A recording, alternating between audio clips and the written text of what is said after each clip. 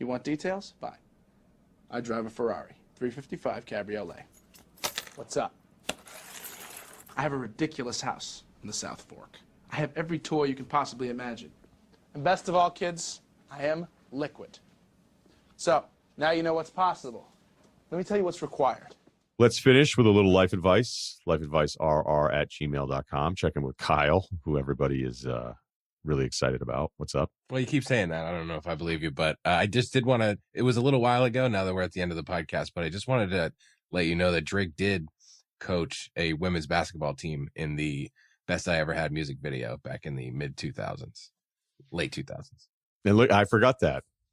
So the heads up, Kyle. Thank you for that. And by the way, if people, I know this is going to blow people's minds, but your handle is, so to get more of this insight, your handle on Twitter is what? It's Tom Shady 300, and I still don't have to change it because he just won a Super Bowl. Tom Shady 300. Okay, so it has nothing to do with Eminem. No, it's Tom Brady. I actually changed it to Tom Shady, I think, when Deflategate was happening, and I got a bunch of New York Giants, Jets fans, so I just kind of leaned into it.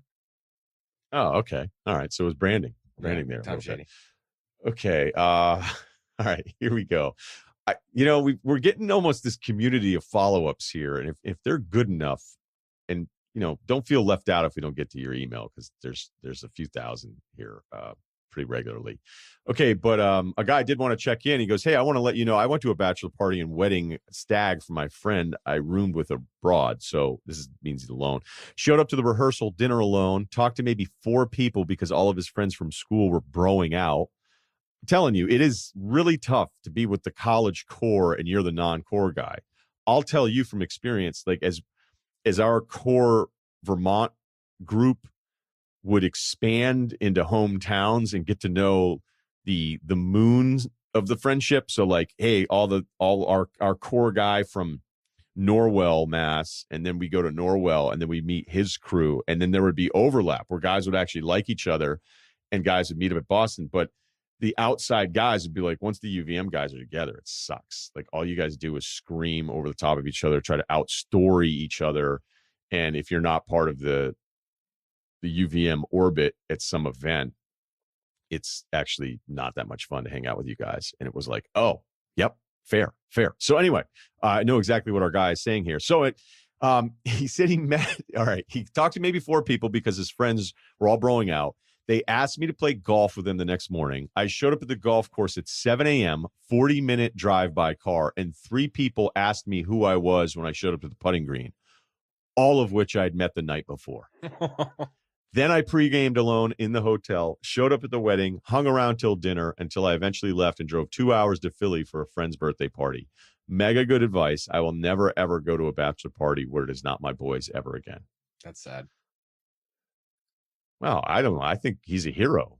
No, I'm thinking of him pre-gaming by himself in his hotel room like, this fucking sucks. That's awful. Fair. That's awful. Fair. Right. Okay, we got an interesting one here. Love the show. Late 20s, good job, average looking guy. I get along with almost everyone and am generally positive about life and other people. I don't have too much experience with serious dating, but casual flings have been more prevalent. All right. Just remember, some of you guys super bummed out about your casual flings. There'd be guys on these emails that would kill to have one casual fling. All right. So there you go. Over the past 4 months, I've been seeing this girl frequently, about 10 or plus dates. All right, so 10 dates plus or so. The entire time I knew it would have to end considering I'm moving to another country for my job this summer. I was upfront about my plan and intentions for the relationship. She seemed to be on board. Last week, she broke things off entirely to pursue her ex-boyfriend, who was a staple in her life and is still one of her best friends. I know I shouldn't be sad about it considering I knew it was going to end and I wasn't giving her a longer commitment, but it still hurts. The part that stung the most is she told me something that several other partners have told me as well. It is along the lines of, thank you for showing me my worth and how I should be treated. And I learned a lot about what I want from a future relationship because of you. All bold font here. I feel like I am always the one that makes women realize what they want next. The previous girl I dated told me this as well and ended up marrying her next boyfriend.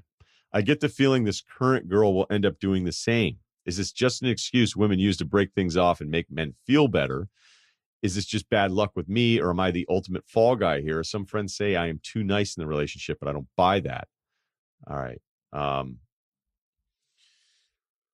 Fall guy, he was referencing the Chris Carter to the NFL rookies thing. I don't think that's quite the same use of fall guy, but I get where you're going here. All right, let's start with a couple of the positives. The fact that this most previous girl that you dated, who you knew it was going to end anyway, that she went out with you 10 plus times means you got something going on. All right. She liked you enough, and you obviously liked her, that she wanted to keep hanging out with you. Now, I know it kind of sucks when somebody gets back together with their ex and you're like the in-between person.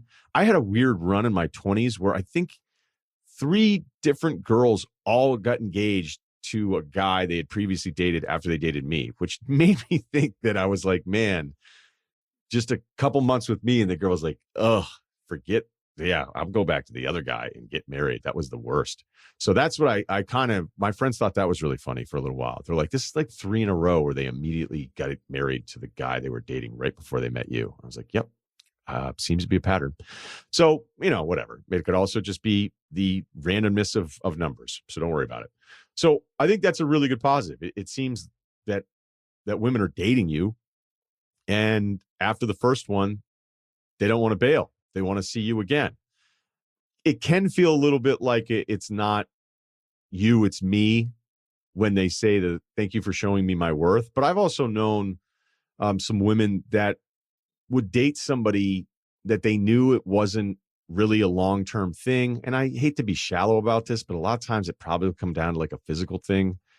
And they'll say, I just needed to date somebody really nice because I wasn't treated great in the last relationship. I need to date somebody that's just nice. And then I'd be like, okay, but, is that fair to the other person? Like, are you actually being selfish right now because you need to be treated better than you've been treated in the past, where this other person's like heart is going to be in on this, and they're going to think like they have maybe somebody that's going to be part of their long-term future. And all you're doing is just sort of like rehabbing with a nicer person right now. And I'm not saying that's necessarily happened to you, but it's okay to be aware of that. Here's what I would just keep doing, man. It's really simple. If you've been out with a few women over the last few times that you've dated, and they've all been this great to you and responsive, and kept wanting to see you multiple times, I think you're going to end up finding somebody that appreciates the way you've made some of these other women feel, if they're telling you the truth, and it's going to be fine. Like, I would just keep doing your thing. Don't change it. Don't put too much pressure on yourself. Don't start thinking like, oh, hey, is this girl going to say the exact same thing to me? Because when you start getting in your own head about it, then I don't know, they can pick it up, man. They can smell confidence and the lack of confidence on you. It's an incredible superpower that women have. But I would not get too down on yourself about this, because if you had said, hey, I've been on 10 dates with 10 different women, I never get a second date ever, I'd be like, all right, we got some problems here. Like, this guy keeps screwing up, and that's not you. So just keep doing your deal. It seems that people appreciate it, and you're probably going to find somebody. And you're moving overseas anyway, so whatever. Go watch Good Luck Chuck. Yeah, Euro trip. You ever seen Deuce Bigelow, Male Gigolo? That guy killed it. Totally. Also, and I looked at the plot from Good Luck Chuck. That was the Dane Cook movie back in 2007, where I missed that one. Every girl, it was exactly this guy's situation. Every ex-girlfriend that he has, the next person they meet, they get married to. So like word gets out, and then girls like try to like hook up with him so that they can find their like husband. And in the end, he ends up staying with Jessica Alba. So good luck, Chuck. Yeah, there you go. And he worked at Costco, didn't he? I think that was Employee of the Month. Oh, another.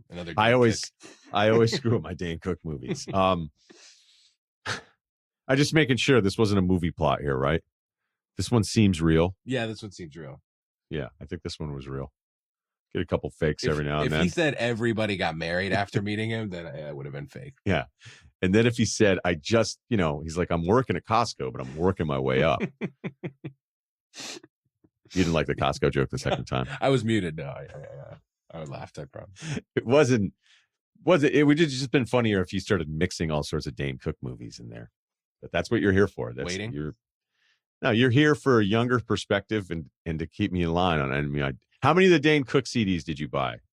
None, because it was MySpace. LimeWire? It was MySpace and LimeWire. Oh, yeah. Yeah. That was his thing. Is like he would just put it on his MySpace, and then all of a sudden you're listening to a track on MySpace called "Shit on the Coats," and it's like, what am I doing? Did you ever buy CDs? You're not that young. Yeah, I bought CDs, but also like my Okay. buddies would burn them for me too.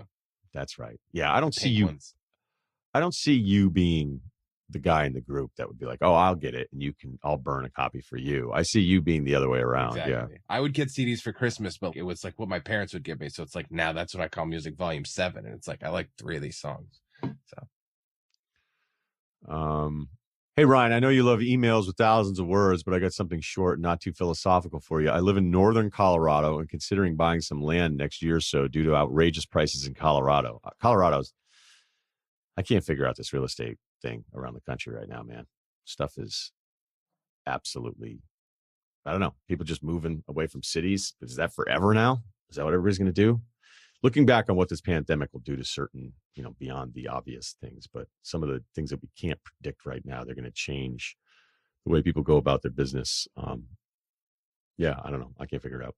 Due to outrageous prices, I'm looking at some alternative options. I was thinking about getting some acres in Wyoming and remembered you spent some time there. Is this guy fucking with me or what?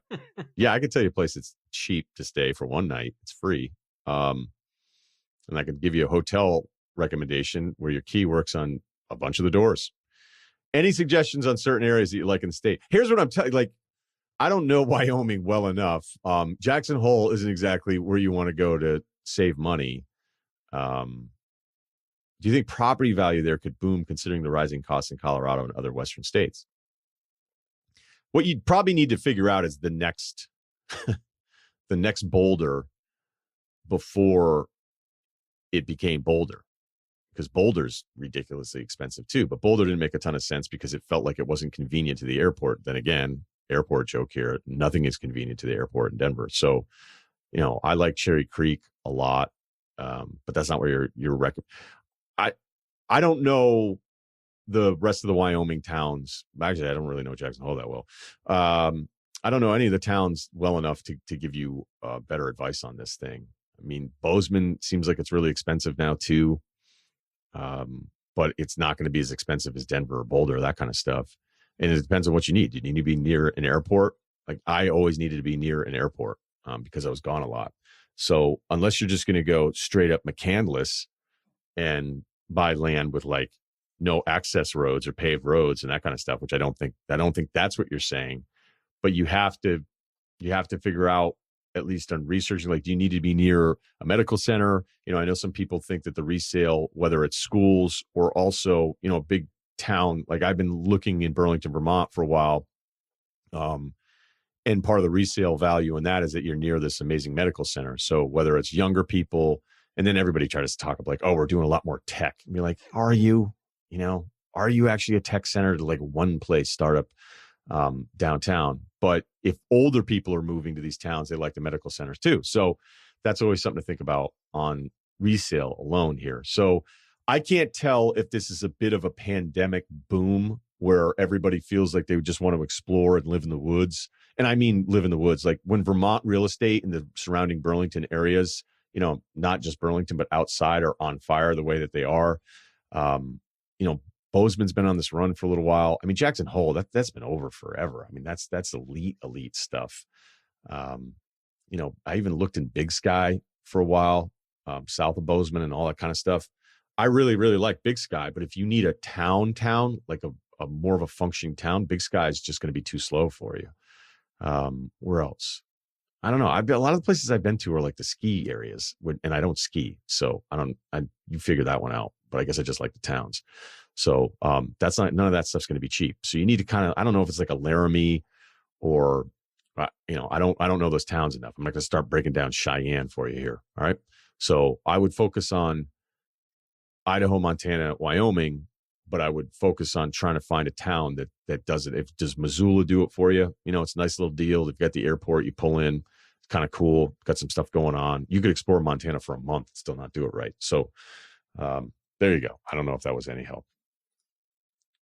I don't feel like that was any help at all. I'm just admitting that to everybody right now. Okay, last one. We'll juice it up here a little bit. My wife, excuse me, that would have been a bad one. My wife sucks. No, my friend's wife sucks. All right, this is a longer one, but it's worth it. I'm around 40. Most of my best friends from school all moved to the same big city post-college. That's great, man. So now they're in the same suburbs. I have a solid group of local guys I've been friends with 20 years. Man, so jealous. That's great. I have plenty of friends whose wives range from great to tolerable, but I have one very good friend whose wife plain sucks. My wife is the sweetest, nicest woman in the world. No idea. So right now we're going, all right, what's going on? We need examples here, buddy. He gives us those. No idea why she went for a guy who walks around bitching about everything like me. He's talking about his wife, but even she can't stand this woman. That's a bad sign because I have some friends where the significant other likes everybody. And if that person doesn't like somebody, you're like, that's pretty bad. All right. But even she can't stand this woman. Again, we're talking about our guy's friend's wife.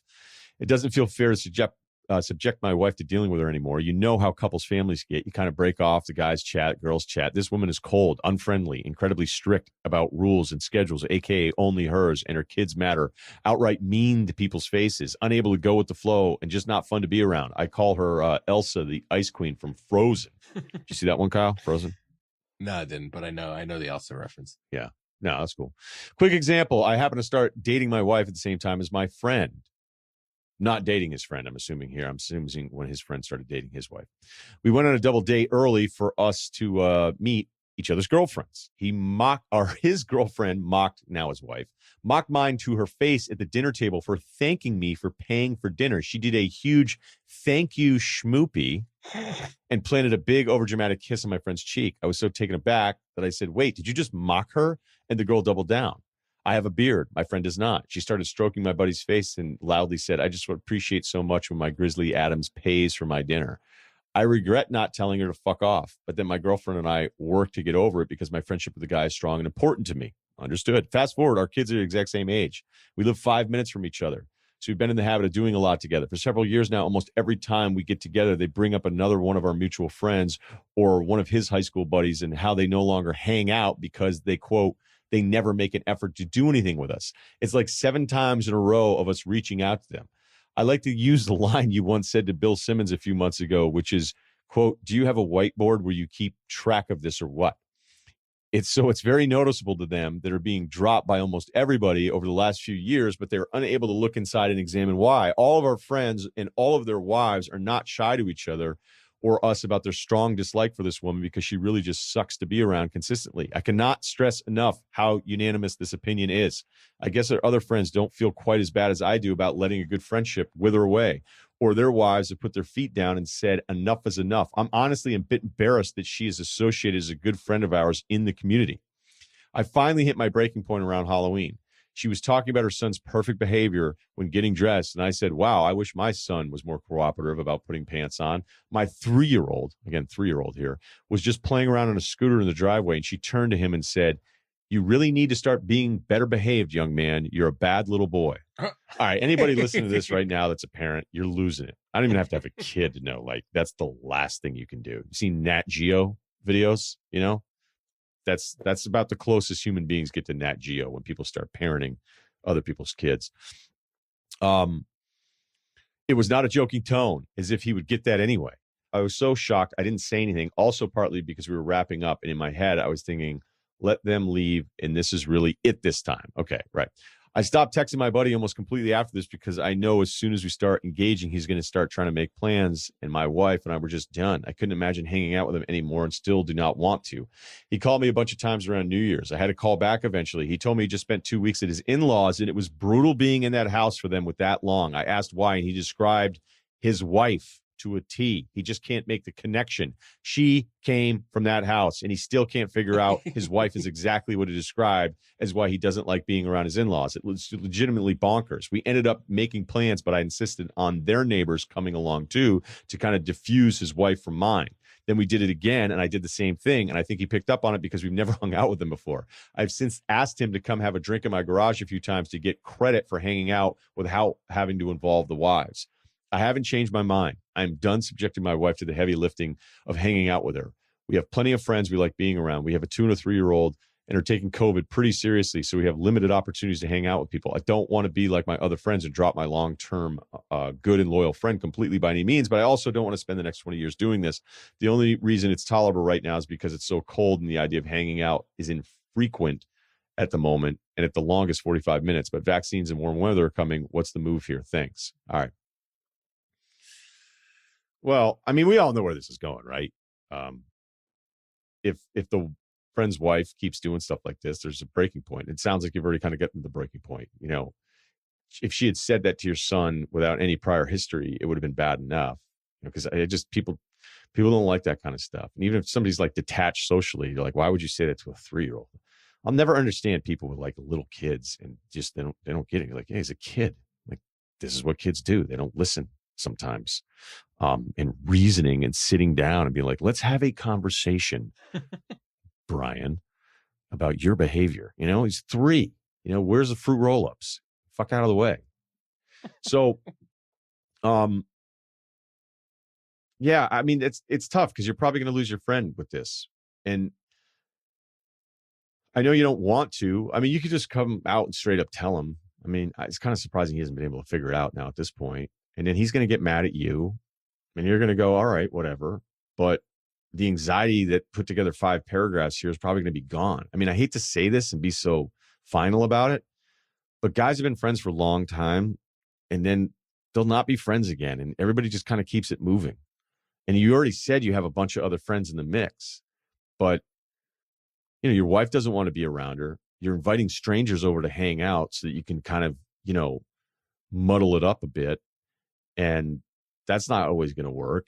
And you could just tell them, hey, man, this is the deal. If you want to hang out with me, I want to hang out with you. I care about you, but I'm just not doing that anymore. Your wife insults my wife. She said something to my kid. And look, that's going to be probably a game ender anyway, because at first he's going to get kind of mad. He's going to defend his wife, because that's the other thing. Like, whenever I've definitely made the mistake a couple times where, like, if I was with a guy who was my boy and yet I knew the wife, and I'd hint at like, man, I can't believe your wife did that. And then the guy would just immediately had his wife's back. I was like, whoa, okay, wait a minute. Like, never do that. Like, never, ever complain about a guy's wife to the guy unless he complains about her first. And then don't agree with him a ton either, because he might be just super fed up. But like, he's going home to put his head on a pillow next to her every night, and you're not going to be putting your head on a pillow next to your buddy every night. All right.